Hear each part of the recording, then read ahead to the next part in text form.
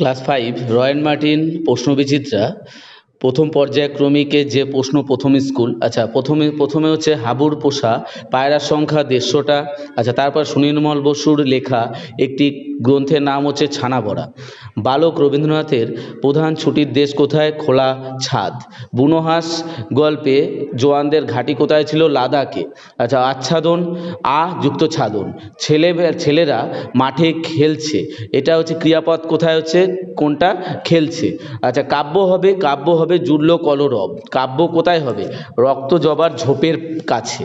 আচ্ছা, তারপর হচ্ছে গল্প বুড়ো কখন গল্প শোনাতে আসে?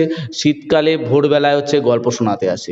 তোরা তুই ছেলে তুই বড্ড ভালো, কথাটি কে বলেছিল? ভজন ভোক্তা। জুড়ি গাড়ি বলতে ঘোড়ায় টানা গাড়িকে বোঝায়। বিশেষণ এখানে কুচকুচে কালো, কুচকুচেটা হচ্ছে এখানে বিশেষণ। আচ্ছা, তারপরে কাঁচকলা, কাঁচ যুক্ত কলা। আচ্ছা, তারপরে কোশ্চেনটা হচ্ছে গায়ের নাম হাতিঘর হলো কেন? দেখে নাও কোশ্চেনটা। হাতিঘরের আগের নাম কি ছিল? আচ্ছা, বিমলা সারাদিন কোন কোন কাজ করতে হয় বিমলাকে? আচ্ছা, তারপরে কবি কেন ছিটকানি আস্তে খুলে ঘর থেকে বেরিয়ে এলেন? এই উত্তরটা রয়েছে এখানে, তোমরা দেখে নাও। আচ্ছা, তারপরের যে কোশ্চেনটা 3-4